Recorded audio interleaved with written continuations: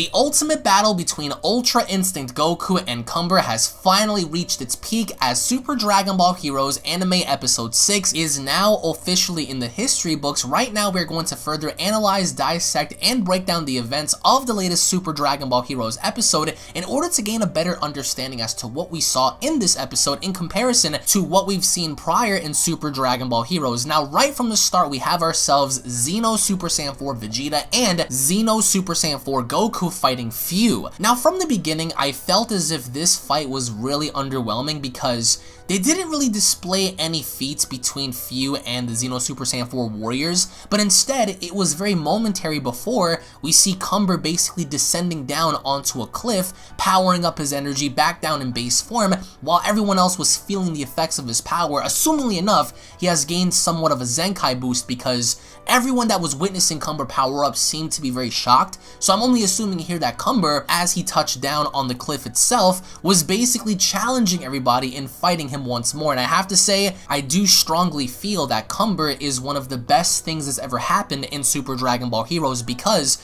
he's very unrelenting, he's very driven and very focused on fighting these individuals, whether it's Goku, Vegeta, Cooler, whoever. I love his determination and I love his focus, and we saw that once he touched back down, ready to fight some more. Now as Cumber was releasing his energy, basically firing down at everyone on the field, there was a small opening that Golden Cooler used to escape as Xeno Super Saiyan 4 Goku was in pursuit of him, but since the hole basically vanished, Goku wasn't able to get a hold of Cooler, being that he was after him and trying to stop him from escaping. And while this was going on, Cumber was charging up a massive energy ball which he threw at both of the Xeno characters, and the only thing I enjoyed among all of this was seeing how Goku and Vegeta were basically trying to push back the blast from killing off Mai, from killing off Trunks, and Capsule Corp Goku, who was still on the ground, hence why we got Ultra Instinct later on. But it was really cool to see how the alternate versions of Goku and Vegeta were basically holding off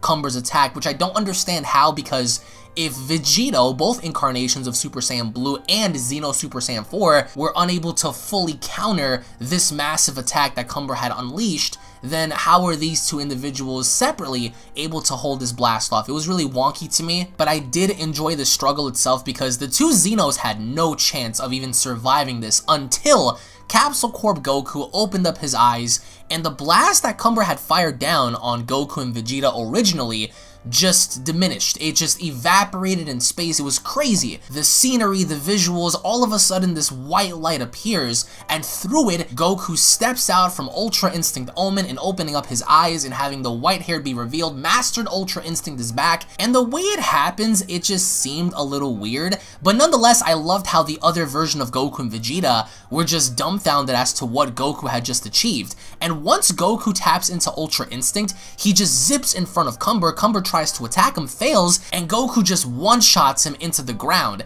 And Cumber's firing off these attacks. As strong as Cumber is, he's blasting Goku with everything he has, and Goku just touches down on him, beating him down relentlessly. And throughout all of this, I love how for a moment, Xeno Super Saiyan 4 Goku notices that Ultra Instinct Goku kind of looked at him for a minute, so that was a pretty cool thing. And Cumber's trying to hit Goku, he's attacking him, he's trying to kick him, punch him, everything he could possibly do to hurt this guy, and he fails. As Goku punches Cumber in the mouth, Cumber stumbles on back, and that's when Mastered UI Goku fires off the Kamehameha. Now this is something to me that I felt was really weird, because as Goku fired off this Kamehameha, Cumber's trying to hold it back, and the Kamehameha overtakes him. So as Goku is viciously shooting off this Kamehameha, it overtakes Cumber so much so that it completely wipes him out. Like, there's nothing left of him, at least based on what we saw, right? And as this is happening, the force of the Kamehameha itself is so strong that it cracks this massive sphere in the sky. And once it's all said and done, Cumber's on the floor. Cumber is done, and Goku powers back down to base form. And as Goku looks up, the sphere that he had just cracked, we see an enemy emerge, and for the first time, we witness the rebirth of Merged Zamasu. punished Zamasu. In fact, the way he appears, Goku immediately recognizes him, and punished Zamasu before leaving gets a hold of Cumber before him and a mysterious group just end up disappearing. Now, throughout all of this, Xeno Super Saiyan 4 Goku uses instant transmission to get everyone out of Dodge because the planet itself, the prison planet, was beginning to get very unstable. The entire planet itself was very, very inhospitable because there was lava everywhere. The planet looked like it was about to explode. So as Merge Zamasu gets a hold of Cumber, they just end up leaving. So Merge Zamasu takes Cumber, Goku's by himself, the entire planet explodes, and that reminded me of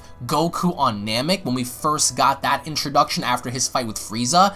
Goku's powering up, Goku's left there with the whole planet exploding. I'm fairly certain that Goku's alive. There's no way that Capsule Corp Goku was killed during this explosion.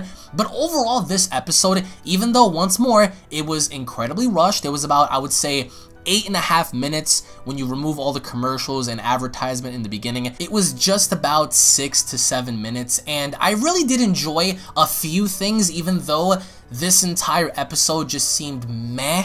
It seemed a little rushed, and obviously, with all intents and purposes, they plan on keeping Cumber around because I was a little concerned that he was going to be wiped away. I thought that perhaps he was going to be killed off during this episode, and I'm really happy that they preserved Cumber per se, but it really took me back to see Punish Zamasu or Merge Zamasu return, and he did look like a pirate. He had like all these mechanical gadgets on him. He looked really weird, but they're obviously setting something up with Merge Zamasu, Cumber, Xeno Super Saiyan 4 Goku and Vegeta, Capsule Corp Vegeta, and I'm fairly certain at this point Goku as well. So in the end, I would like to get your thoughts on this because I really enjoy the concept of Cumber, even though it was false marketing in seeing Super Saiyan 3 Cumber versus UI Goku because we never got that. It was only base Cumber, so I'm only assuming that Cumber was very weakened, and thus he wasn't able to transform any further, which is okay and understandable, but I felt as if they could have given us more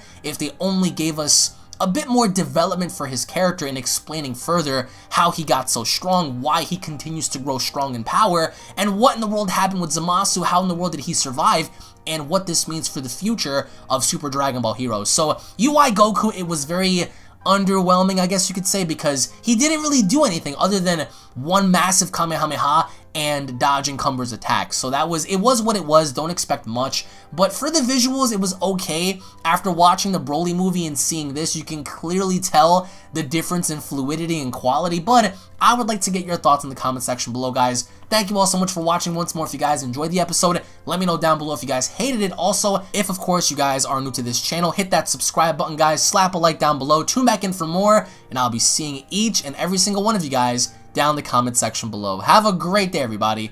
Peace. This is the Galactic Emperor of the Universe, and of course I'm here to tell you to subscribe to Unrelent Gaming and all his social media platforms. Also, don't forget to turn on notifications so you can be the first to know every time that he uploads a new video. Oh, did someone say Unrelent Gaming? Oh my god. The fuck's up, on? Put on some clothes! Well, why don't you put on any clothes? What? I don't need clothes, but Jesus Christ, that's huge!